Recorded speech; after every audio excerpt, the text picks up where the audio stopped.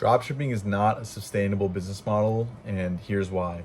So there's three main reasons why dropshipping is just not good for the long run. It can hold you off in the beginning, but it's just not something that's going to be viable in the long run at all. So the first reason is because it's a logistical nightmare. For you to have to ship stuff all the way from China to the United States or to all these different countries, it's just going to be such a hassle to make sure that your supplier gets things right each and every time. And that means that there's going to be a lot of orders that might be very late, a lot of orders that might be stuck in customs, orders that you might have to pay for customs and duty fees. And it's just a lot to take care of, especially when you have a lot of products in hand. It might be okay with one or two products in one store, but when you're dealing with several products, especially in a general store, it's extremely difficult to get a happy customer with a dropshipping business model. That is unless you want to pay for express shipping and you have a very reliable supplier. In such case, you still want to maintain inventory. Now, the second reason ties into the first, the logistical issue. Also, there's a quality control issue. You don't really know how well produced your product is each and every time. You might have gotten a sample and said, okay, this is a great product, it looks good, it works, and it is indeed what I was looking for and what a customer wants. But there might be faults each, let's say every third product produced might have some kind of error, or the product itself might not be good in situation X or situation Y that you've never thought of. And it's because of manufacturing. So as a result, you're dealing with lower quality control. And these manufacturers aren't necessarily the best of the best. You know, they're just out there to pump out many different products, not just yours, of course. And especially if you're drop shipping, they're just gonna throw them out there and it is what it is, you know? But when you have a reliable supplier you work with who knows who to speak with, who has very good connections and ties to the manufacturer, this way you can maintain quality control. I don't want to get too far into it. This is a very brief rundown. But now the third reason is that drop shipping is also not going to be sustainable in the long run, right? It doesn't have that brand perception that many other products do have when they're not drop shipped.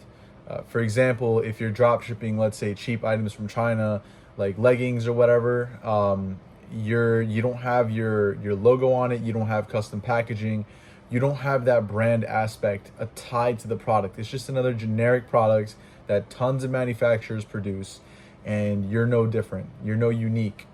Whereas if you were to find a product, let's say a lamp for example, and you add a small tweak to it, maybe you just change the shape of the light bulb, or you add a different color to the metal surrounding the light, you make it unique. You make it something that's yours. It's your brand. You add a logo to it, a nice packaging. You add invoices that are branded. You add notes, discounts in the packaging. These are all things that make your perception as a brand stronger.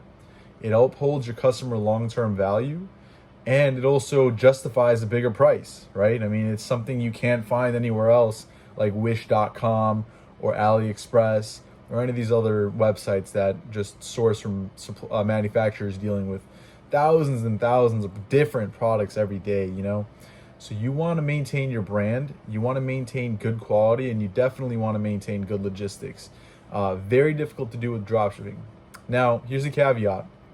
Not necessarily bad to start with dropshipping. You know, I've mentioned this in the past, and I'm going to keep talking about it. It's good to test your products with dropshipping, so long as you have a supplier you work with who knows you, who knows what you want, and is able to supply it relatively quickly from China. You can do dropshipping for, let's say, the first 10 to 20 sales, and this way you discover that, okay, this product works, there's a good profit margin, my ROAS, my return on ad spend is very good, and I'm able to pump this out at higher and higher scales. If you notice that, oh man, this might pop off if I just double the budget on my advertising, then why would you do that when you don't have all your systems in place, your logistics, your quality control, your manufacturer's discussions with the supplier?